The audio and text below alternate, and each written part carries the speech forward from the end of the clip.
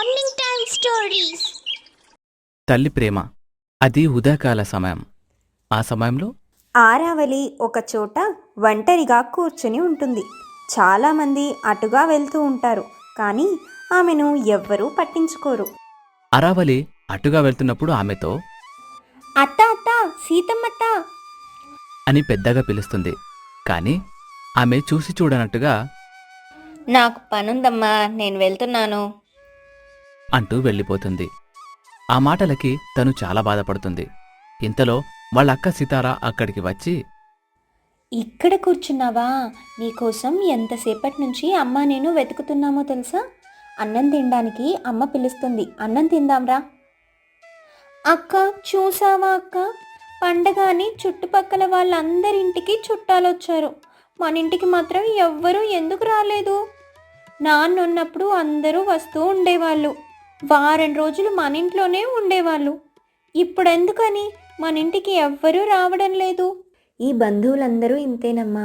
రాతలు బాగుంటే అందరూ మనవాళ్లే అంటారు, రాతలు బాగోకపోతే ఎక్కడ వాళ్ళకి సాయం చేయాల్సి వస్తుందో అని మన వైపు కూడా చూడరు. మనం మాత్రం ఇలా అస్సలు ఉండొద్దు. డబ్బు లేదనే కదా ఇప్పుడు వాళ్ళు మన దగ్గరికి ఎవ్వరూ రావడం లేదు. డబ్బు ఉన్నా లేకపోయినా మనం ఎప్పుడూ ఇలాగే ఉండాలి. మనం కూడా డబ్బు బాగా సంపాదించాలంటే ఏం చేయాలక్క? ఏం చేస్తావమ్మా? బాగా చదువుకొని ఉద్యోగం సంపాదించి డబ్బు సంపాదించి అమ్మని బాగా చూసుకుందాం. అప్పుడు ఈ బంధువులున్నారే, వాళ్ళే మన ఇంటికి తిరిగి వస్తారు. అప్పుడు వాళ్ళ పని చెప్దాం. సరే పద, అమ్మ ఎదురు చూస్తుంది అని అనడంతో సరే అని ఇద్దరు కూడా ఇంటికి బయలుదేరతారు. ఇంటి దగ్గర తల్లి రజని, ఇప్పటిదాకా ఎక్కడికి వెళ్ళావు ఆరావళి? వేడివేడిగా భోజనం తిందవు గానీరా అని అనడంతో వాళ్ళిద్దరు కూడా తల్లి దగ్గరకు వెళ్తారు. వాళ్ళిద్దరికీ భోజనం పెడుతుంది తల్లి. వాళ్ళు భోజనం చేసిన తర్వాత అమ్మ ఇద్దరం అలా ఆడుకుంటామని బయటకు వెళ్తారు. వాళ్ళిద్దరూ కొంచెం దూరం వెళ్ళిన తర్వాత, తాడు తీసుకొని వస్తాను, తాడాట ఆడుకోవచ్చు, ఒక్క నిమిషం ఆగు అంటూ లోపలికి వెళ్తుంది. అప్పుడు తల్లి భోజనం లేక నీళ్లు తాగడం గమనిస్తుంది. దానిని చూసి తన మనసులో సితార, మన ఇద్దరి కడుపు నింపి అమ్మ ఖాళీ కడుపుతో పడుకుంటుంది అని చాలా బాధగా బయటకు వస్తుంది. ఏమైందక్కా? తాడు తీసుకొస్తానని చెప్పావు, తీసుకురాలేదేంటి అని అడుగుతుంది.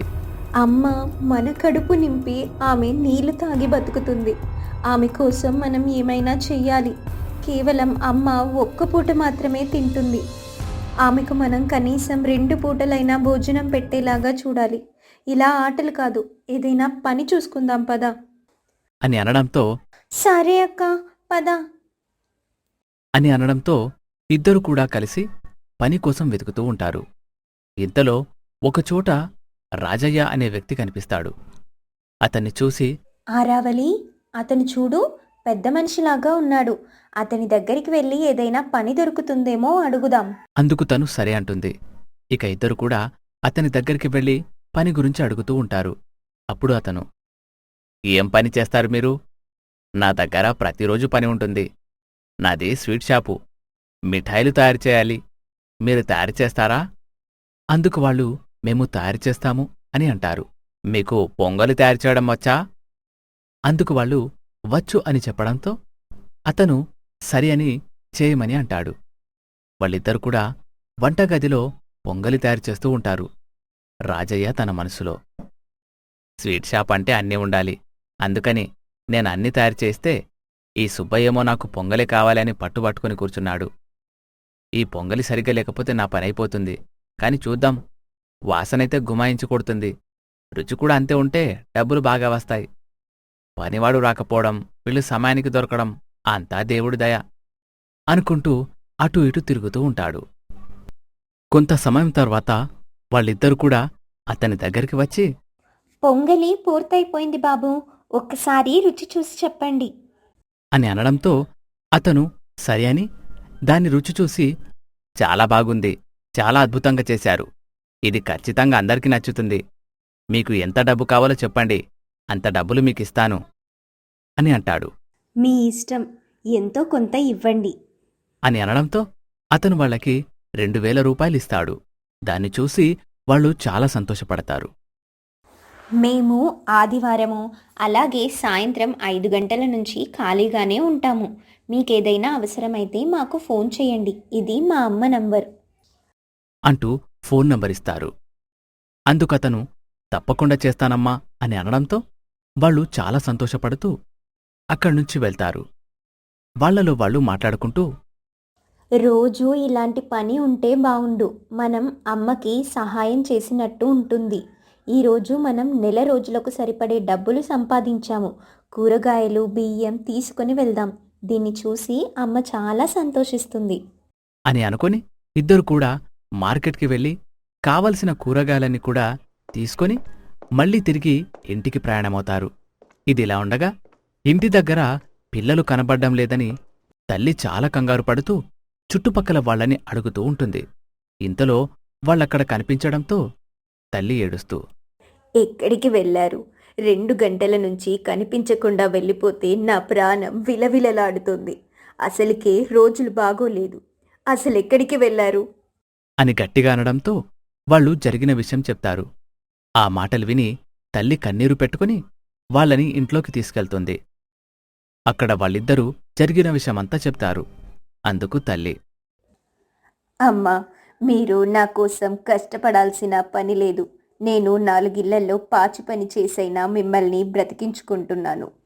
ఇప్పుడంటే పనులు లేవు కాబట్టి మన పరిస్థితి బాగోలేదు. రేపటి నుంచి పనికి వెళ్తాను. జమీందారి ఇంట్లో పని దొరికింది. అమ్మా, మేము చక్కగా చదువుకుంటున్నాము. ఎప్పుడైనా ఖాళీ సమయంలోనే కదా ఇలాంటి పని చేస్తుంది.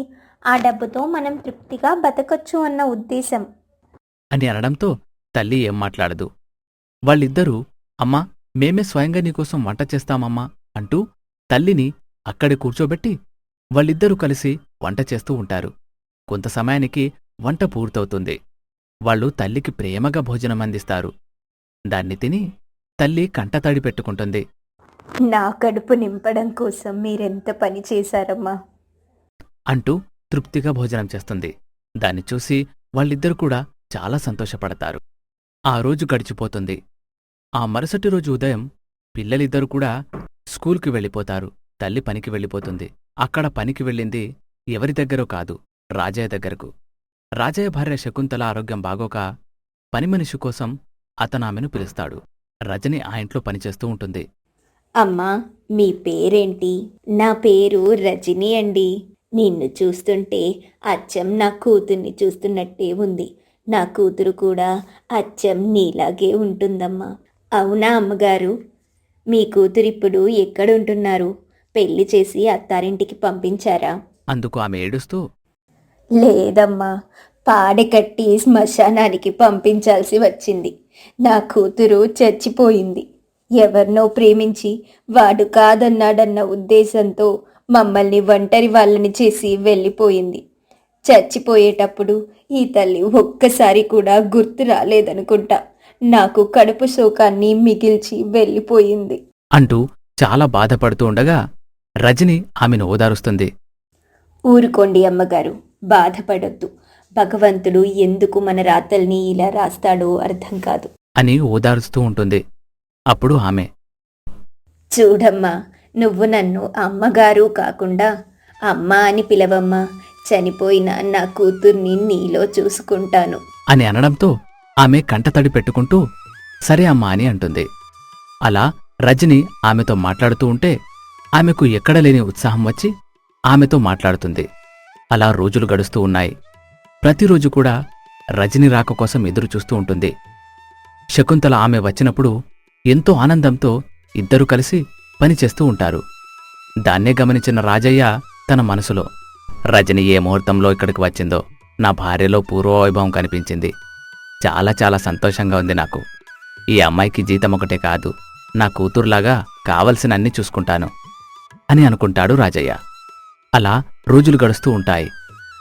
రాజయ్య రజనితో, అమ్మ రజని, ఇదిగో నీ జీతం డబ్బులు.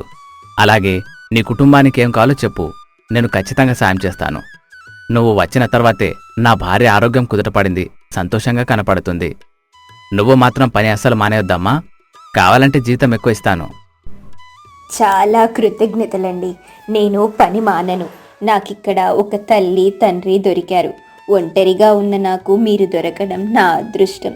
ఈరోజు నేను అమ్మకు చెప్పాను, వంట చేయడం లేదు, మీ ఇద్దరిని నేను మా ఇంటికి భోజనానికి ఆహ్వానిస్తున్నాను. ఆ మాట వినగానే అతను తప్పకుండా వస్తామమ్మా అని అంటాడు. ఇక తర్వాత ముగ్గురు కలిసి వాళ్ళ ఇంటికి వెళ్తారు. ఆ సమయంలో సితారా అరావలి కూడా అక్కడే ఉండడంతో అతని వాళ్ళని చూసి ఆశ్చర్యపోతాడు. అప్పుడు సితారా అరావలి తల్లితో ఆ రోజు 2000 రూపాయలిచ్చింది ఇతనే అన్న సంగతి చెప్తారు. అప్పుడు దానిని విన్న ఆమె చాలా సంతోషపడుతూ వారితో, చూడండమ్మా, ఆయన ఈయన అని అనకూడదు, తాతయ్య అమ్మమ్మ అని పిలవాలి. మీరు కూర్చోండి, 10 నిమిషాల్లో వంట సిద్ధం చేస్తాను అని అనడంతో వాళ్ళు కూర్చుంటారు. అప్పుడు సితారా అరావలి ఫోటోలు తీసుకొచ్చి మా నాన్న మా అమ్మ అంటూ ఫోటోలు చూపిస్తూ ఉంటారు. ఆ ఫోటోలో ఒక ఫోటో చూసి వాళ్ళిద్దరూ చాలా ఆశ్చర్యపోతారు. వాళ్ళు ఎందుకు ఆశ్చర్యపోయారు, ఆ ఫోటోలో ఉన్నది ఎవరు అనేది తర్వాయి భాగంలో చూద్దాం.